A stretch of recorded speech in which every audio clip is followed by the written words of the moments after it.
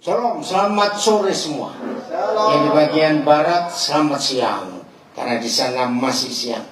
Terima kasih Bu Marta sudah memberi pendahuluan yang sangat bagus sekali. Oke, siang ini, sore ini, baik yang di Manokwari maupun yang di rumah, ada dua kelompok. Yang belum menikah dan yang sudah menikah. Dan dua-dua kelompok ini penting untuk belajar. Apa yang kita akan pelajari saat ini itu akan berdampak kekal. Katakan amin. Amin. Berdampak kekal kemana? Bukan cuma untuk di dunia ini, tapi untuk di waktu yang akan datang. Termasuk dalam kekekalan yang di surga. Saudara, catat kalimat ini. Setan tidak pernah terganggu dengan ibadah-ibadah gereja yang wah. Saya ulangi, setan tidak pernah terganggu dengan ibadah-ibadah gereja yang wah. Setan tidak pernah terganggu dengan KKR-KKR yang hebat. Setan tidak pernah terganggu dengan gereja yang punya alat musik mewah, sound system yang hebat, LED, lampu-lampu yang luar biasa, nggak terganggu. Setan tidak terganggu juga dengan gereja yang rajin doa, termasuk rajin doa puasa. Kenapa nggak terganggu? Dengar dulu. Setan pun tidak terganggu dengan gereja yang doa keliling. Ya, pakai musik keliling di atas mobil, doa jalan, pakai banner semua. Setan tidak. Setan tidak terganggu dengan teolog-teolog. Setan tidak terganggu dengan orang Kristen yang masuk sekolah teologi, sekolah kitab. Tidak. Ada yang kepanasan bisa geser kamu. Udah capek nanti. Oke. Tapi setan akan terganggu. Dengar ya. Dengan keluarga bahagia. Renungkan. Setan terganggu dengan apa? Keluarga bahagia. Buktinya, coba renungkan kalimat ini, buktinya. Di dunia ini lebih banyak gedung gereja, ibadah, atau keluarga bahagia. Nah, keluarga bahagia itu sedikit sekali. Bahkan kemarin siang kita belajar sekolah teologi di Indonesia itu ribuan jumlahnya, bukan ratusan. Setan tidak terganggu. Sekolah-sekolah teologi masih ada sampai hari ini. Sekolah-sekolah kitab masih ada sampai hari ini. Tapi gereja bahagia, maaf, keluarga bahagia. Saya punya kalimat jelek. Setelah kita melihat fakta ini, jumlah keluarga bahagia ngeri, makin hari makin merosot jumlahnya. Tapi jumlah ibadah gereja bertambah terus. Lihat di kota-kota, perpecahan gereja terjadi, gereja baru muncul. Tapi penambahan jumlah keluarga bahagia jauh beda dengan penambahan ibadah. Betul atau salah? Tolong perhatikan yang lebih mengerikan lagi. Jumlah perceraian dari pengantin baru itu meningkat. Ini kan aneh. Maaf, coba saudara semua ngikuti via online juga. Coba cari data. Teman-temanmu yang menikah, anak-anak, cari data. Teman-teman kakakmu yang menikah, berapa yang cerai? Padahal baru menikah. Dan semua akibat ini, lahir anak-anak yang penuh penderitaan, Karena satu-satunya penderitaan buat anak-anak bukan orang tuanya nggak bisa kasih makan. Satu-satunya penderitaan buat anak-anak bukan orang tuanya nggak bisa kasih biaya sekolah. Satu-satunya penderitaan buat anak-anak kalau papa mamanya rajin bertengkar dan berakhir cerai. Betul atau salah? Dan ini terjadi di sekitar kita. Padahal satu-satunya Tuhan di antara jutaan Tuhan di dunia. Multimedia, siapkan Malaki 2:16. Di dunia ini ada jutaan Tuhan, bukan ratusan, bukan ribuan. Jutaan. Dengan macam-macam pengajaran.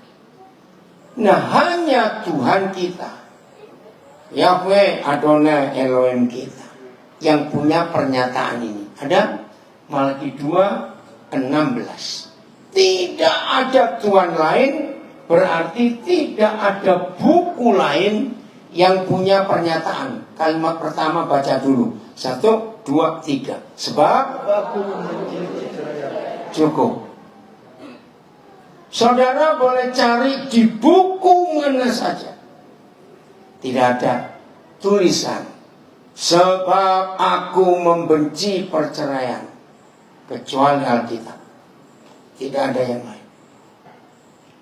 Bayangkan, Tuhan yang kita sembah, Tuhan yang kita taati, itu punya pernyataan tegas. Dia benci apa? Perceraian. Berarti Tuhan melarang kita cerai atau tidak? Jelas. Nah, ini dia. Dilarang saja masih bisa cerai dan berani cerai. Bayangkan betapa mengerikan hidup ini. Kenapa papa kita tidak hanya tidak suka orang cerai? Beda enggak? Tidak suka dan benci. Ayo jawab, beda tidak? Beda. Kalau tidak suka, loh, kalau Tuhan tidak suka, bisa cerai enggak? Bisa. Dia cuma tidak suka. Tapi dia, loh, papa kita bagaimana? Benci. Wih, ini luar biasa. Seharusnya kalau semua pernikahan mengerti konsep ini, tidak ada perceraian di dunia. Tolong dicatat, ada 2 alasan yang selalu manusia munculkan. Tapi papa kita juga punya 2 jawaban untuk 2 alasan orang bercerai. 1. Biasanya orang bercerai itu karena apa? Biasanya yang umum saja. Saya tidak tanya yang pernah cerai, tidak. Umum. Tidak cocok. Betul sekali. Kedua, biasanya karena apa? Uang. Oke, yang umum itu karena perselingkuhan. Nah, ayo kita bongkar. Yakinkan diri kita, baik yang sudah menikah maupun yang belum, untuk membahas alasan yang pertama, tidak cocok. Ternyata di dunia ini, siapapun yang menikah dengan siapapun, itu dijamin tidak ada yang cocok. Pasti kaget bukan? Saya ulangi lagi. Bahkan Tuhan kita Yesus Kristus tidak berani menjamin pernikahan itu pasti cocok. Maaf karena waktu saya tidak bisa tunjukkan ayat-ayat yang kesimpulannya. Jadi setelah saya membaca ayat ini, lalu dalam tanda kutipnya dikeroyok orang-orang yang gak suka. kalimat-kalimat yang muncul, Tuhanmu sadis berarti. Nah kalau orang sudah nggak cocok, terus dipaksa terus tinggal serumah, jahat nggak secara logika? Jawab, jahat tidak? Jahat. Wah, saya juga kaget. Betul juga ya. Nah waktu itu saya belum menikah, waktu banyak teror itu datang gara-gara ayat ini. Termasuk faham humanisme, itu agama.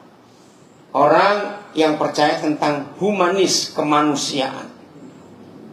Tidak masuk akal Tuhanmu.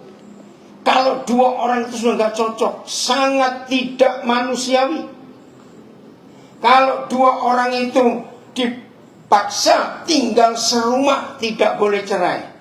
Saya tanya jujur, masuk akal nggak pendapat orang-orang ini? Masuk akal. Saya juga kaget. Ih, betul juga ya. Kejam sekali. Kalau sudah nggak cocok, dicocok-cocokkan. Itu makin menderita. Saudara, Papa tetap punya jawaban. Ternyata begini, masalah tidak cocok. Alkitab mengatakan, kalau saya simpulkan semua ayat-ayat pernikahan, keren sekali. Kalau ada di antara kita manusia ingin menikah dapat yang cocok, Tuhan berkata, menikahlah dengan mayat. Setuju nggak? Menikah dengan mayat pasti nggak ada pertengkaran. Betul? Mayat nggak bisa tersinggung. Mayat nggak bisa salah paham. Mayat nggak doyan duit juga. Loh iya atau tidak?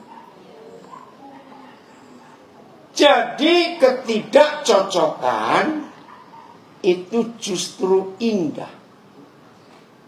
Kok nggak amin? Ada tulisan bagus. Saya coba baca ya.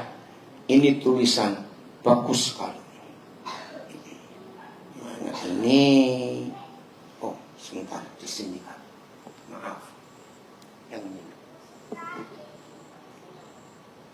Ya. Lihat ya, saya baca. Saya nggak tahu yang nulis siapa. Tapi ini bagus sekali tulisan ini ya. Tunggu.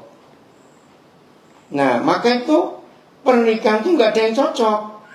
Jadi kalau tidak cocok bukan cerai solusinya, tapi menerima ketidakcocokan itu.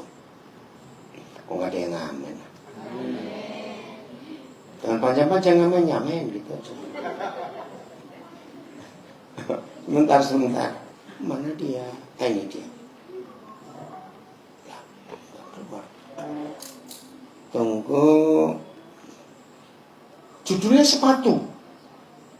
Itu saya baca itu, betul juga ya. Siapa yang nulis itu? Sepatu itu judulnya. Bentar, saya mau baca. Kalau setuju, katakan amin. Sepasang sepatu. Bentuknya tidak persis sama. Betul tidak? Enggak persis. Namun serasi.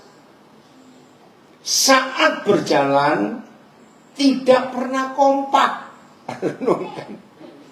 Kalau sepatu kompak itu orangnya lompat jalan. Loh, betul enggak? Pocong ya, sampai bilang. Aneh ini tulisan luar biasa. Saat berjalan tidak pernah kompak, tapi tujuannya sama. Tidak pernah ganti posisi. Jangan coba. Kalau sepatu kaki kanan, jangan taruh kaki kiri. Betul ya? Ya saya ulangi. Tidak pernah ganti posisi. Namun saling melengkapi. Tidak pernah, ini keren. Maka itu tidak boleh cerai. Tidak pernah ganti pasangan walaupun yang satu sudah usang. Coba renungkan. Bisa beli sepatu di toko cuma sebelah, kan yang sebelah masih bagus. Atau sebelah yang kita pakai hilang, terus kita ke toko cuma beli sebelah. Betul tidak? Jadi kalau satu sudah usang, jangan buang dulu lah. Kalau yang satu, oh, berarti yang satu. Oke, nanti saya beri ke Kak Tos, Wajibati ya ini. Ini keren lagi. Tidak pernah saling injak ataupun saling tendang. Betul ya?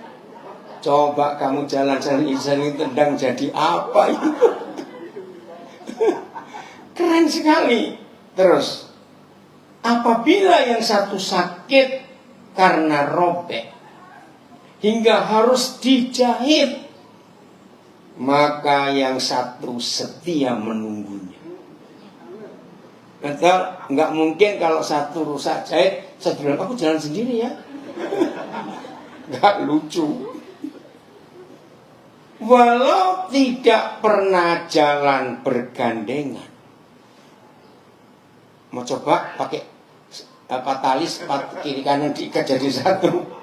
Walaupun tidak pernah bergandengan, selalu, ini kata bagus, yang satu di depan, yang lain di belakang. Namun tidak akan pernah tinggalkan satu sama yang lain. Lalu diberi kepanjangan sepatu, sejalan sampai tua. Luar biasa. Sepasang sepatu bisa menjadi contoh terbaik bagi kita memahami arti sebuah perbedaan dan kebersamaan dalam kehidupan rumah tangga, keluarga, pertemanan, dan persahabatan. Manusia yang buat ini luar biasa, bisa pikir sedalam itu. Nah, ini bukan firman Tuhan, tapi pemikiran orang. Kalau sepasang sepatu itu nggak pernah ganti pasangan, betapa gobloknya manusia. Setuju saya ngomong ini? Yang ganti-ganti pasangan, babi anjing kamu, gitu aja sudah. Biar tersinggung. Setuju? Sepasang sepatu nggak bisa pisah, nggak bisa cerai. Maka itu simpan di benak kita, baik yang sudah menikah maupun yang belum. Jangan mikir cerai. Tidak cocok. Setelah dengar ini, saya tanya balik.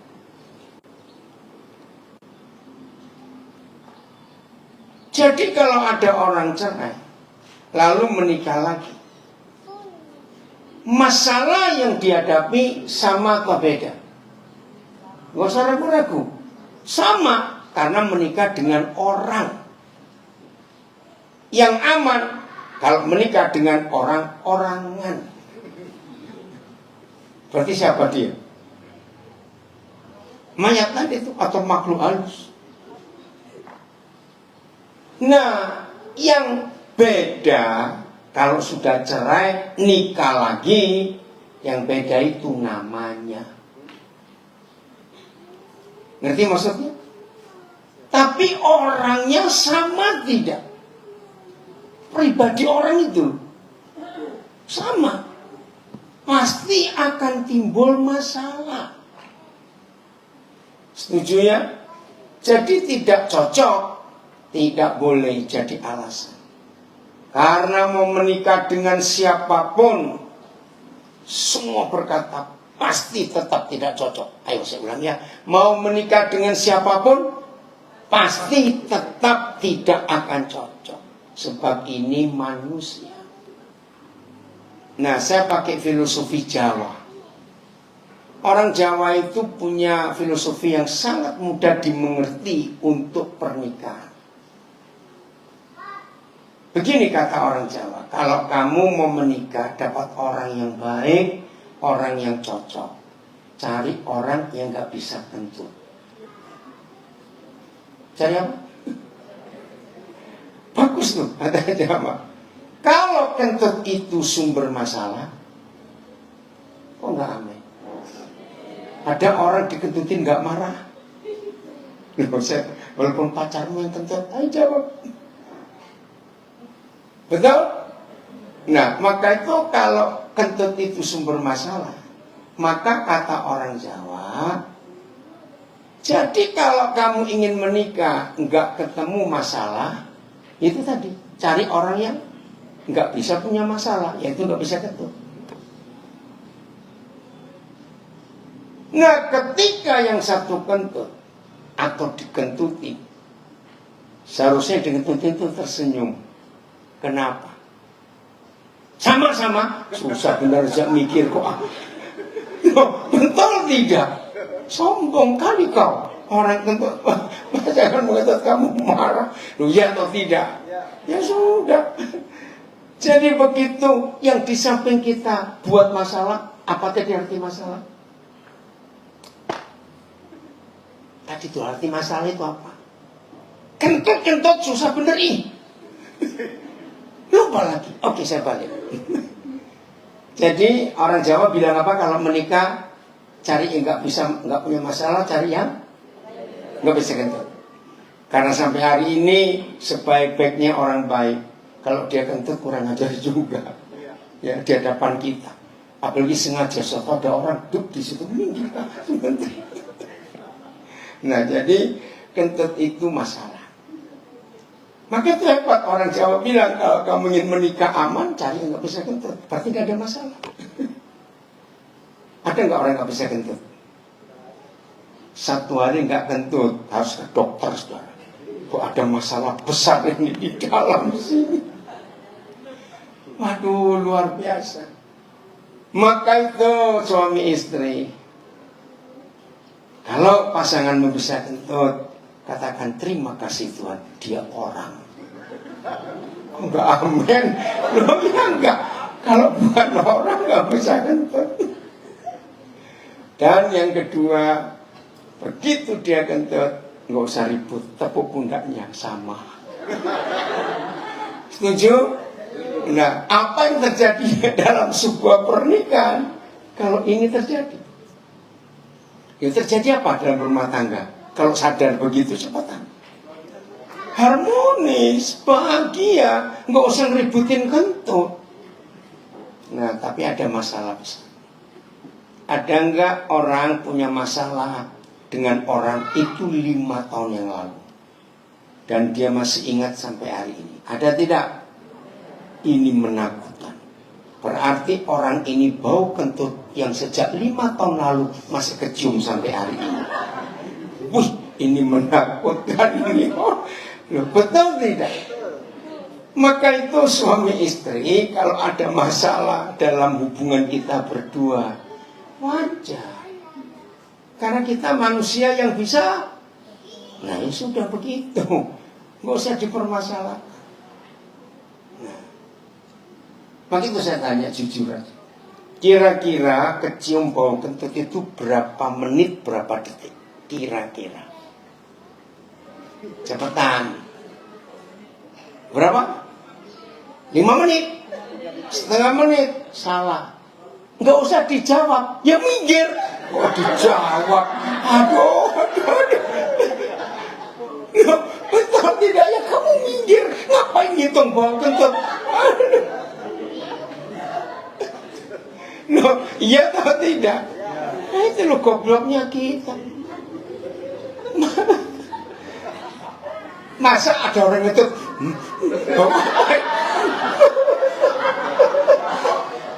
terus dihitung lagi berapa menit? Nah, kalau pernikahan dibuat seperti ini, indah nggak pernikahan itu? Enggak usah diingat-ingat salah yang sudah lewat.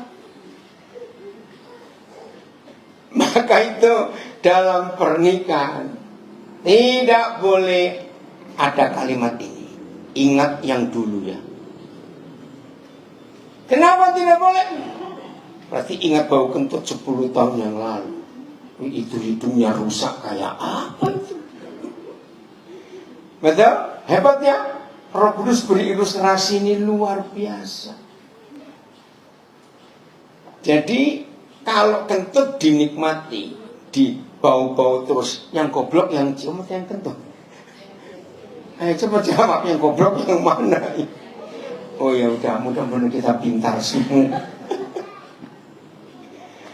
Ya sudah, kalau suami kita menimbulkan masalah, berarti dia sedang kentut. Lupa lagi.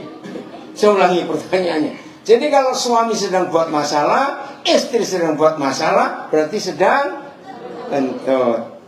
Harusnya minggir tadi itu loh. Jangan dicium-cium terus. Bodoh betul. Setuju ya? Nah, maka itu kalau pernikahan model begini, bahagia nggak anak-anak? Bahagia. Pasti anak-anak bilang, ih mama papa lucu-lucu. Amin. Dan itulah kebahagiaan anak-anak. Maka itu hukum pernikahan yang tertinggi, mengampuni. Katakan amin. Apa hukum pernikahan yang tertinggi? Mengampuni. Ingat loh, kalau orang tidak mau mengampuni, apalagi diingat-ingat terus, ini orang hidungnya rusak. Ingat itu ya. Kira-kira ada yang hidungnya rusak nggak di sini? Masih ingat salah orang 5 tahun yang lalu, 10 tahun yang lalu. Wih, hidung apa itu? Setuju ya? Mengampuni. Itu harta terpenting dalam sebuah pernikahan. Bukan uang. Bukan surat tanah, sertifikat. Bukan deposito di bank. Tidak. Mengampuni. Ingat tadi malam kita belajar, si pencuri datang untuk apa? Mencuri. Yang dia curi adalah soe kehidupan. Tapi dalam hal yang kita pelajari ini, setan tidak ngincar uang kita, emas kita, barang berharga di rumah, tidak. Tolong catat. Setelah kita tahu betapa hebatnya kuasa pengampunan itu, ternyata satu-satunya harta yang setan selalu incar dalam rumah tangga supaya tidak bahagia adalah pengampunan. Dan ini yang menyedihkan. Setan berhasil nggak mencuri harta termulia di keluarga kita, yaitu pengampunan? Berhasil. Maka itu tidak sedikit suami istri bertengkar dan berakhir dengan perceraian karena tidak mau mengampuni. Mengampuni itu gratis atau bayar? Gratis. Seperti Papa ngampuni kita. Seperti itu caranya kita mengampuni pasangan kita. Ini bicara tentang pernikahan dulu ya. Saya tanya lagi. Papa di surga itu kalau mengampuni kita mudah atau susah? Sangat mudah. Betul? Papa kita itu sangat gampang mengampuni kita. Diingat-ingat lagi kesalahan kita? Tidak. Nah, seperti itu suami istri yang saling menyalahi.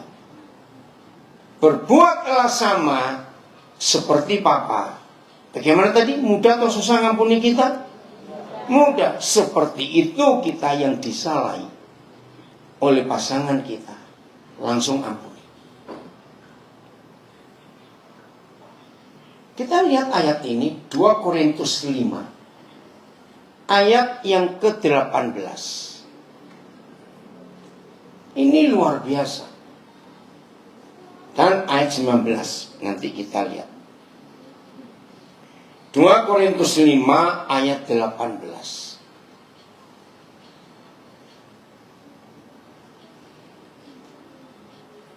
Nah, dan semuanya ini dari Bapa di surga, yang dengan perantaraan Kristus ngapain baca? Telah apa? Mendamaikan kita. Stop dulu. Apa kata lain mendamaikan? Mengampuni. Karena kalau tidak mengampuni, bisa damai tidak? Tidak. Nah, kapan kita didamaikan dengan Bapa di surga? Ini pertanyaan penting. Ayo, kapan Apa mendamaikan diri kita sebagai bajingan-bajingan ini, sehingga kita bukan jadi musuh Tuhan tapi sahabat, itu kapan? Ada itu ayatnya, walaupun nggak ada kata waktu. Oke, saya baca ya. Dan semuanya ini dari Tuhan, yang dengan perantaraan Kristus telah mendamaikan kita dengan dirinya. Nah, ini kapan?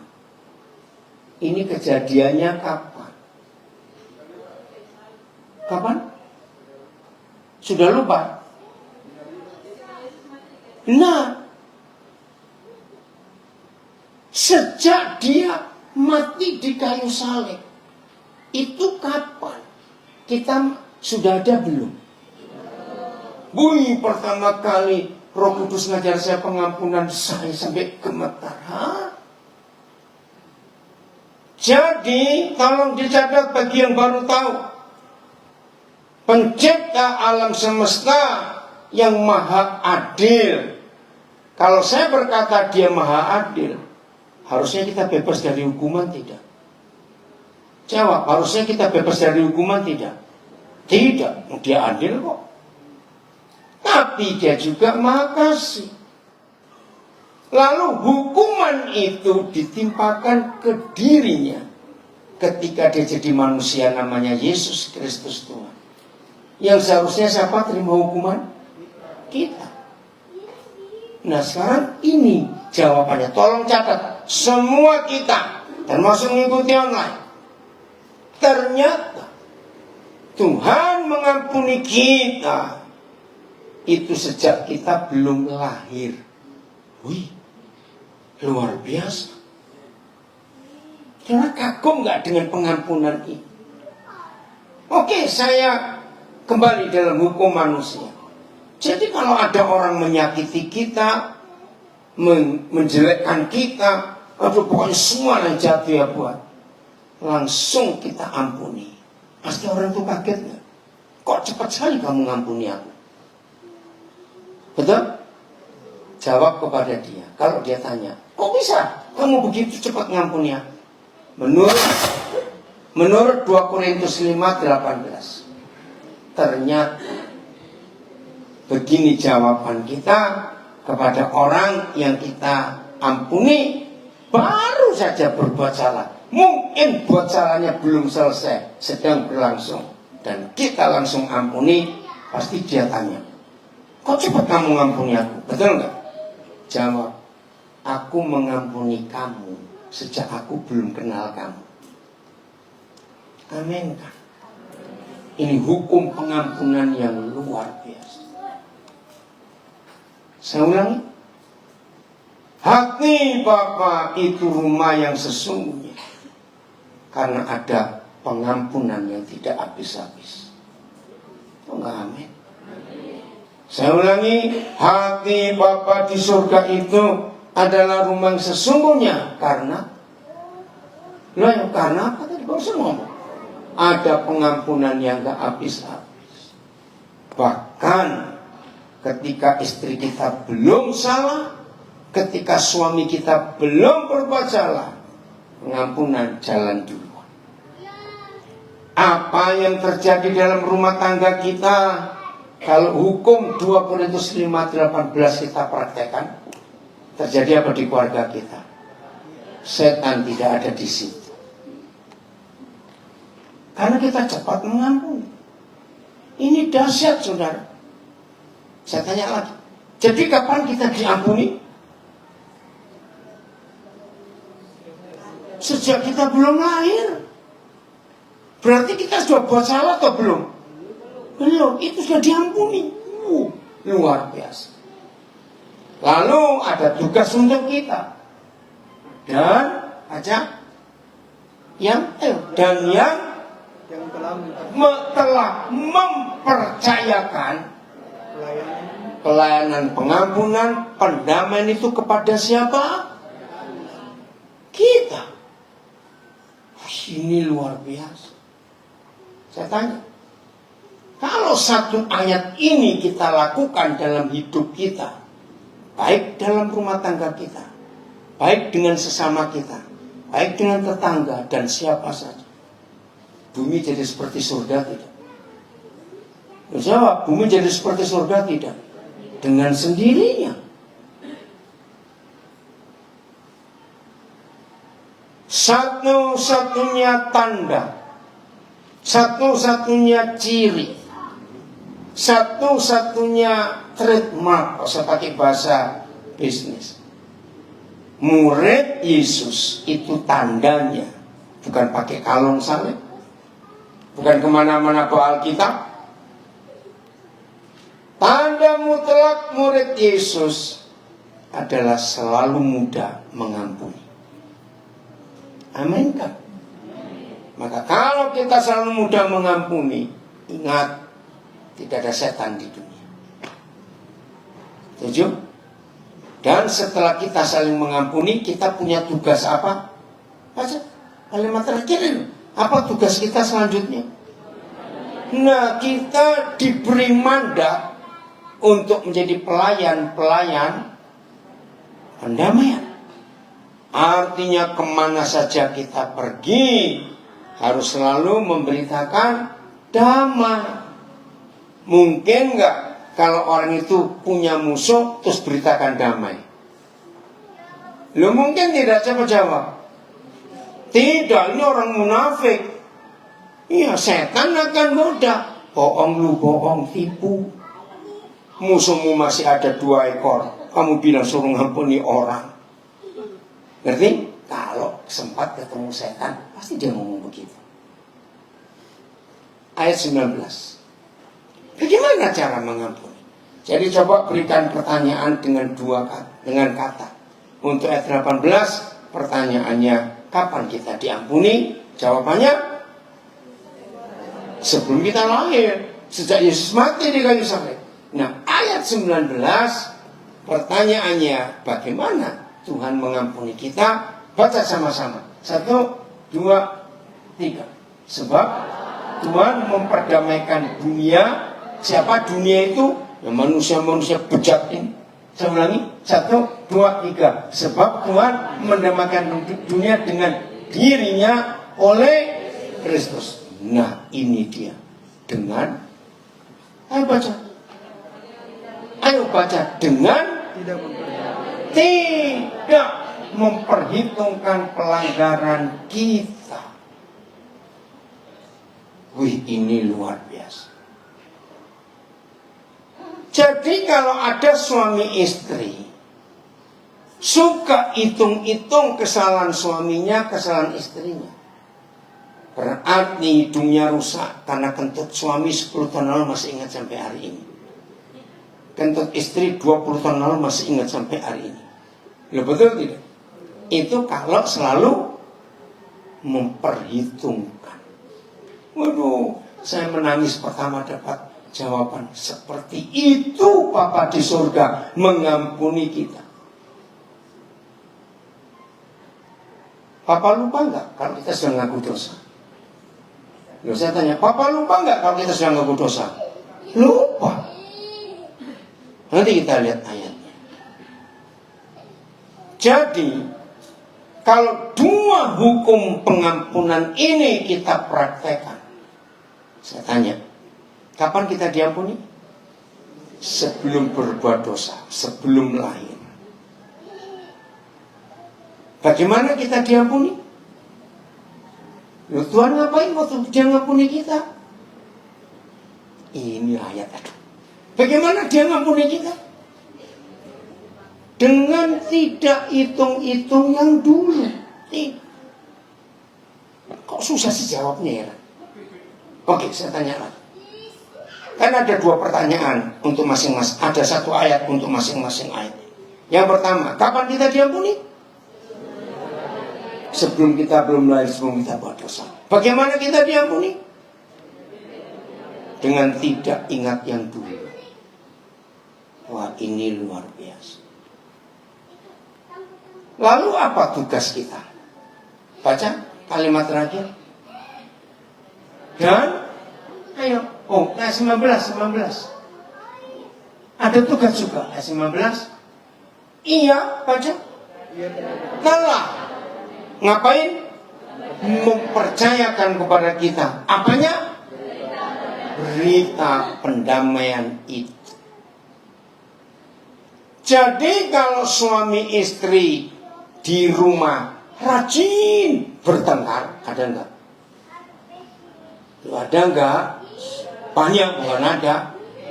Maka suami istri itu tidak bisa menjadi pelayan pendamaian, dan suami istri itu tidak bisa menjadi pemberita perdamaian. Kenapa? Ayo, kenapa? Iya, dalam rumah aja nggak damai. Mau ngomong apa di luar, maka setan akan datang tipu-tipu kamu. Jadi mutlak ada damai dalam keluarga kita. Inilah keluarga bahagia. Nah, sampai di 2 ayat ini, sekarang saudara tahu jelas nggak mengapa setan benci keluarga bahagia? Supaya neraka nyata di bumi. Dan saya tanya, setan berhasil nggak buat neraka nyata di bumi? Sangat berhasil. Maka itu anak-anak ada di pasar, di jalanan, di terminal, di pelabuhan, mencari damai, mencari surga, mencari tenang, karena nggak dapat di rumah papa mamanya. Saya tanya lagi, kalau suami istri selalu dan selalu dan selalu saling mengampuni,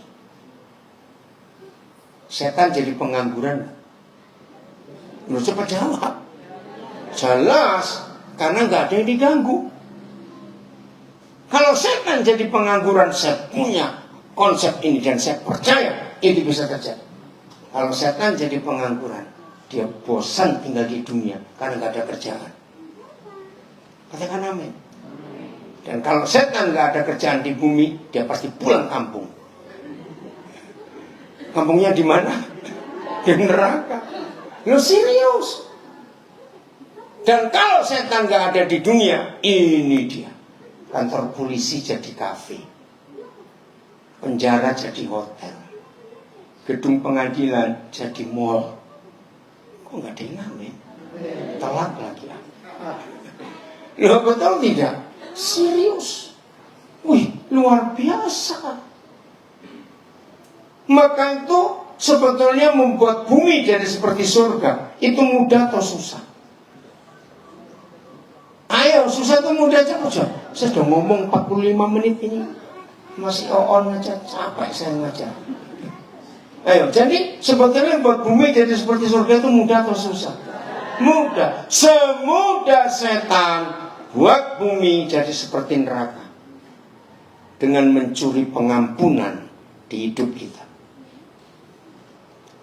Maka kalau kita ingin membuat bumi jadi seperti surga, mudah. Jangan buang pengampunan itu, karena ini harta yang luar biasa. Saya pernah menemukan tulisan dalam bahasa Inggris. Saya nggak tahu yang nulis siapa, tapi bagus. Coba saudara nulis, ayo anak-anak. To give and to get. To-nya kasih angka 2. Coba ayo. Ya, bisa bayangkan ya. To give itu apa? Ayo, to give itu apa? Memberi. Angka 2, to give. To get itu apa? Mendapat. Kalikan 2. Jadi apa? Lu 2 kali 2 itu berapa? Bahasa Inggrisnya? Nah, jadi lu tadi itu for give kok tuh lagi kali 2 ya. Nah itu bagus nggak? Awas nggak bisa lagi.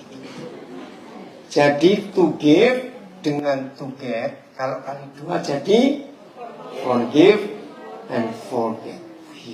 Manis sekali yang nemukan ini. Gunakan hukum ini, maka hidup bahagia, rumah tangga bahagia. Kalau rumah tangga bahagia, anak-anak bahagia. Kalau anak-anak bahagia, anak-anak keluar membentuk komunitas, jadi masyarakat bahagia. Maka dengan sendirinya bumi jadi seperti surga. Setan kalah. Setan jadi apa tadi? Pengangguran. Terus kemana mereka? Pulang kampung. Jadi dunia nggak ada setan lagi. Gampang nggak? Setan gampang nggak? Gampang sekali. Nah, ayo mulai hari ini gunakan hukum ini. Yohanes 20 ayat 22. Multimedia, Pak Yanto, bisa nggak dua ayat ini dijadikan satu? Ayat 22 dan 23 di satu layar. Coba usahakan. Karena ini dua ayat yang luar biasa. Ya, terus ayat 23-nya bisa satu layar nggak? Ayo. Nggak tanya. Papi tanya, bisa nggak? Kalau nggak bisa nggak apa-apa. Nggak bisa. Oke, ya. Lihat. Dan sesudah berkata demikian, nah untuk ayat ini kita nggak penting berkata apa. Nanti baca sendiri. Yesus ngapain? Ayo, baca Yesus ngapain? Mengembusi mereka dengan berkata, terimalah Roh Kudus. Nah, begitu Tuhan Yesus selesai memberikan Roh Kudusnya kepada murid-muridnya, kepada gerejanya, lihat ayat 23, langsung ada tugas. Langsung ada mandat. Apa mandatnya? Mana 23? Jikalau, jangan bilang kamu, aku. Jikalau kita setelah terima Roh Kudus mengampuni dosa orang, dosanya juga diampuni. Stop dulu. Pertama saya belajar ayat ini, itu buat kaget. Ayo logikanya. Siapa yang bisa mengampuni dosa orang? Tuhan atau kita? Tuhan seharusnya. Betul tidak? Siapa kita? Kenapa nggak bisa? Yang suka berdosa kok ngampuni orang. Betul tidak? Tapi setelah kita terima Roh Kudus, langsung mandatnya apa? Ayo baca. Kita terima tugas apa? Mengampuni dosa orang. Berarti begitu kita terima Roh Kudus, kita mewakili siapa? Tuhan sendiri. Nah, saya balik dulu. Ini yang setan benci. Dengan kata lain, sehebat apa saudara bisa berbahasa roh? Sehebat apa orang-orang Pantai Kosta berkata penuh Roh Kudus? Tapi kalau orang yang terima Roh Kudus masih punya dendam dan tidak bisa mengampuni dosa orang, ini murid palsu. Mandatnya gugur. Jangan main-main. Saya tanya supaya lebih mudah ya. Doa puasa atau mengampuni, mana yang lebih mudah? Mikir. Saya tanya lagi. Doa puasa dan mengampuni, mana lebih mudah? Maka itu banyak orang ngasih doa puasa, tapi nggak punya jawaban. Musuhnya banyak. Memberi persembahan atau mengampuni, mana lebih mudah?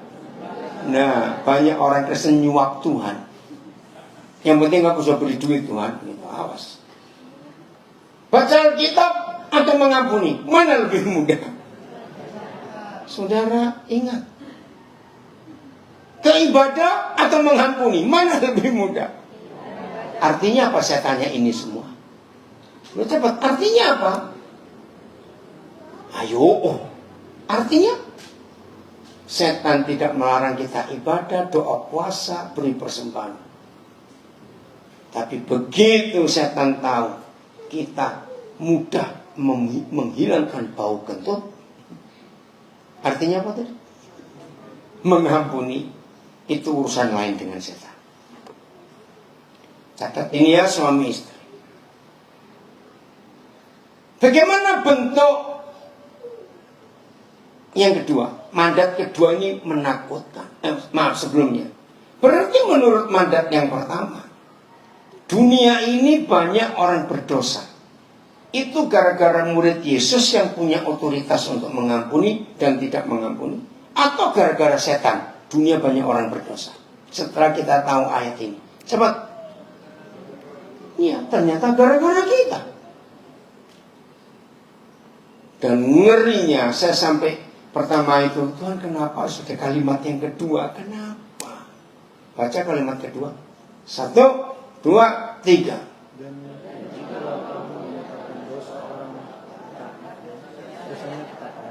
Nah,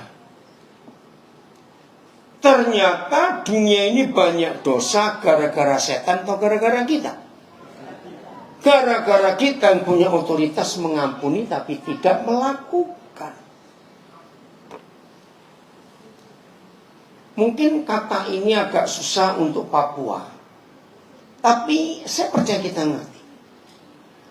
Ada satu cara yang paling mudah menggunakan hak yang kedua.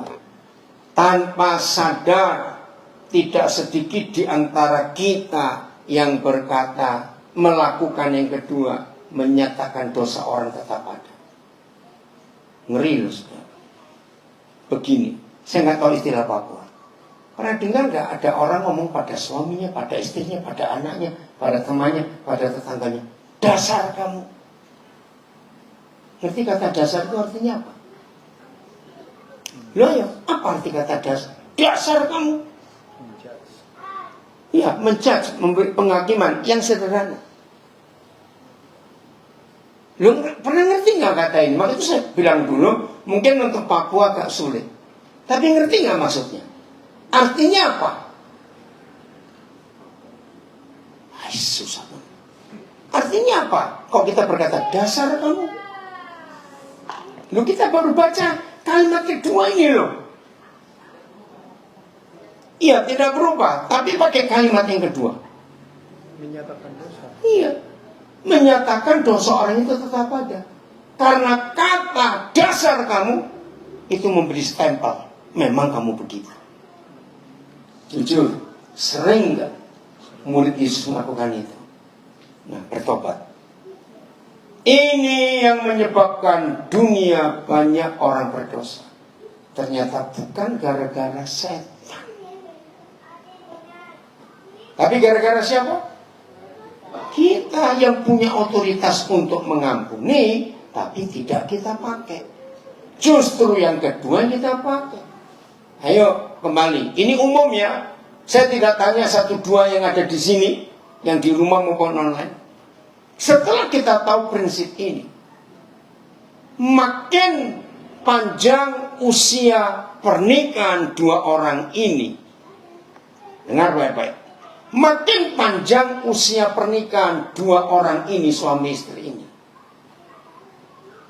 makin banyak stempel-stempel nggak dipasang ke pasangannya. Lu ngerti nggak pertanyaannya? Jawab, makin banyak tidak. Nah, ini setan semua. Jadi suami istri, ingat tadi saya sudah katakan, setelah kita menikah, tidak ada kata ingat yang dulu, ingat yang dulu. Buang kata itu. Karena kalau kita berkata ingat yang dulu, artinya artinya bau kentut tadi susah bener Nggak betul tidak? Berarti masih kecium kentut 20 tahun yang lalu, 10 tahun yang lalu. Dan kita beri stempel lagi. Terus sambil ngomong, kentutmu kok bau? Tanya aja ngomong, kentutmu bau nggak? Ngerti? Contoh ini. Mazmur 103 ayat 13. Mazmur 103 ayat 13. Ayo cepat. Maka nanti Bapak minta lanjutin ini ya, supaya pasti ada sesuatu banyak yang muncul. Udah? Oh, ayat 12. Maaf saya salah. Maaf, ayat 12. Baca sama-sama. 1, 2, 3.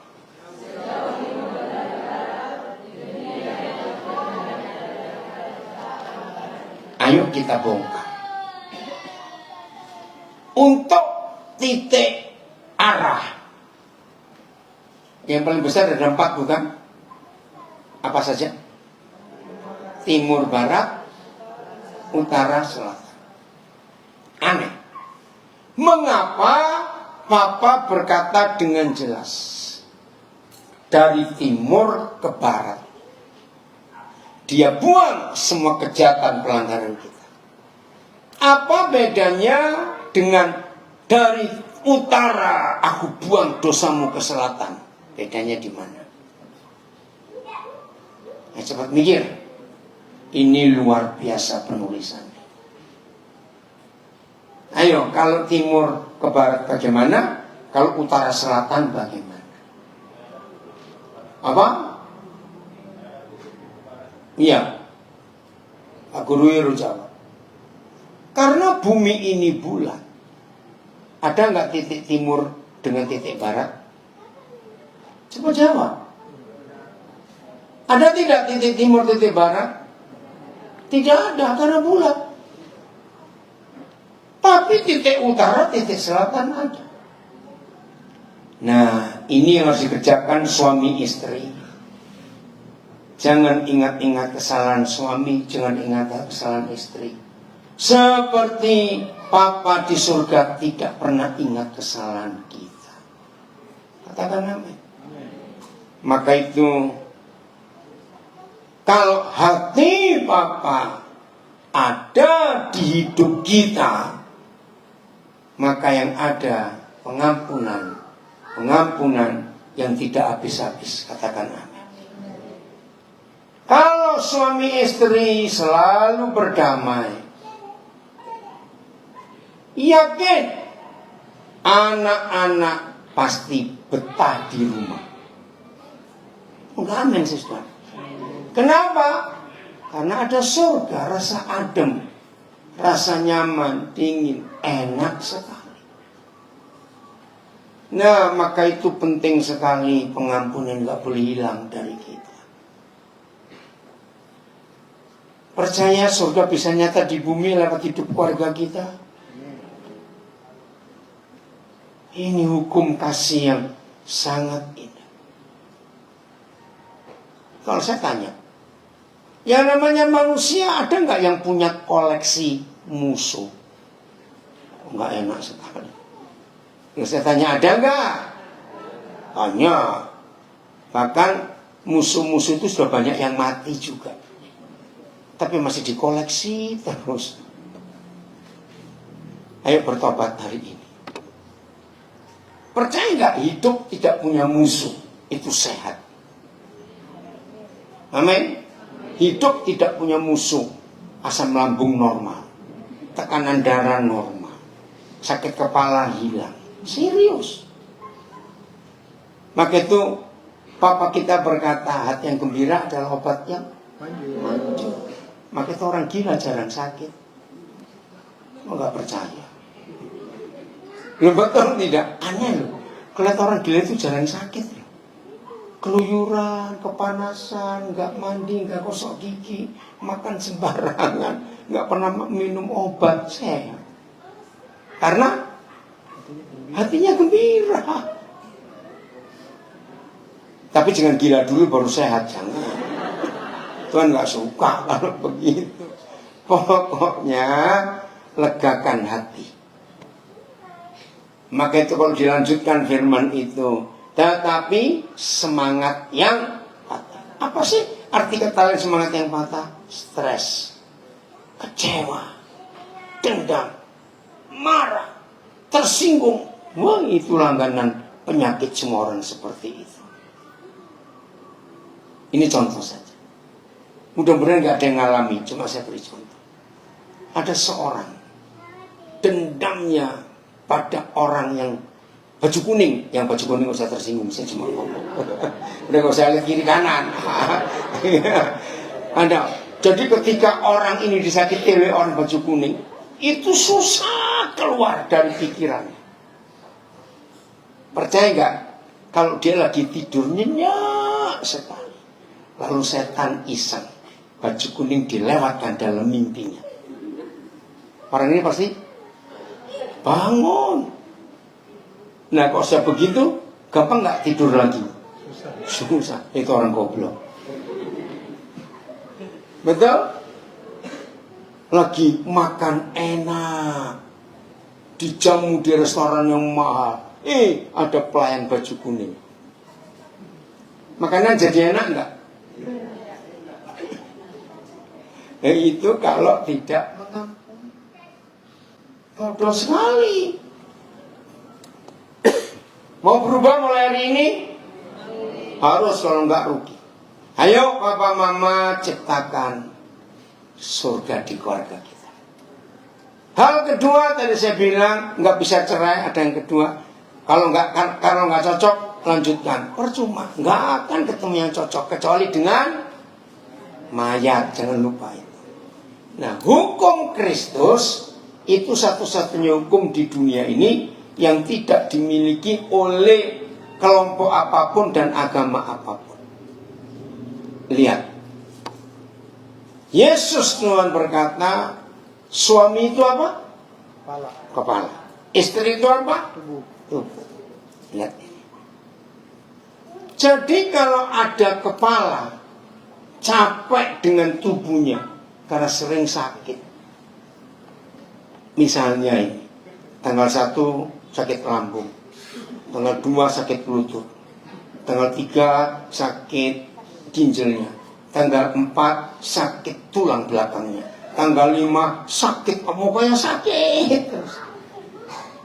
Maka nggak mungkin kepala berkata, kalau kamu sakit-sakit terus aku bangkrut nanti. Terus kepala potong badan, cari badan lain. Ngerti ilustrasi ini? Karena ini kebenaran, maka itu nggak bisa cerai. Atau sebaliknya, tubuh sehat, kaki, tulang kaki kuat, wah semuanya.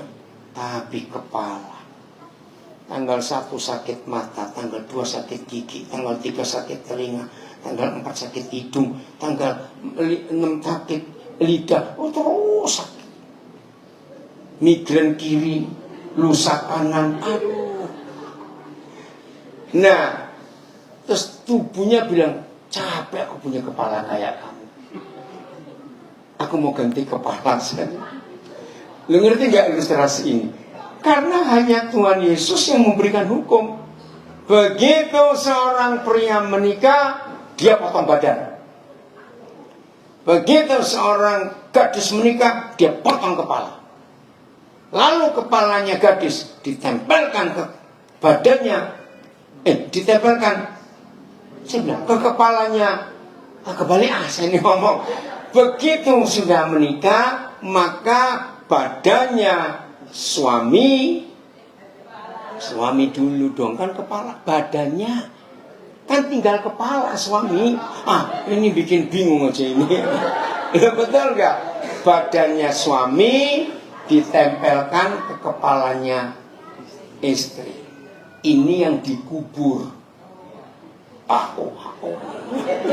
Jadi yang hidup kepalanya laki-laki, badannya perempuan. Yang dikubur yang mana? Nah, tidak ada hukum seperti ini di kelompok manapun juga. Jangan tersinggung. Otak di mana? Jadi istri nggak punya otak. Kok nggak percaya? Nggak biasa dikubur toh otaknya. Nah, ini masalah. Kalau di dalam rumah tangga ada 2 otak, pasti perang. Karena ini keluarga otak-otak. Ilustrasi ini saya dapat dari Roh Kudus, luar biasa. Hebat gak Tuhan itu? Nah, tapi juga ini salah satu cara saya ngecek pernikahan, itu jodoh atau tidak. Jadi otak. Maka seorang istri hidup pakai otaknya siapa? Suami. Berarti Berarti suami punya perut tidak? Tidak, sebab pakai perut istrinya. Nah, ini cara ngecek. Dan sekian ribu pasang yang saya kenal, saya cek pakai ayat ini. Betul. Jadi kalau ada suami istri menikah sudah 2 tahun, 3 tahun, tapi pola makan suaminya nggak bisa ngikuti istrinya, ini rumah tangga nggak harmonis. Jadi ketika seorang pria waktu menikah misalnya nggak suka makan rica, tapi mendapat jodoh istrinya, rica terus. Dan aneh, suami bisa suka juga karena perutnya satu itu. Coba cek masing-masing sudah menikah. Soal makan, soal berpikir, ini seru sekali. Hebat ya. Nah, kalau ini kita praktekkan, setan gak bisa punya hak mengganggu rumah tangga kita. Setuju? Maaf, teolog-teolog susah menguraikan ini karena terpaku dengan dogma. Susah, gak bisa keluar. Ayo hari ini semua kita menjadi suami istri yang berkenan. Gimana cara berkenan? Pakai yang gampang, jangan bawa kentut, itu aja sudah. Kentut jangan dihafalin terus. Setuju? Rumah tangga pasti bahagia. Tuhan memberkati kita semuanya. Tepuk tangan buat diri sendiri. Jadi ingat, harta apa yang paling penting dalam rumah tangga kita? Mengampunan. Jangan izinkan setan mencuri. Haleluya. Tuhan memberkati kita semuanya.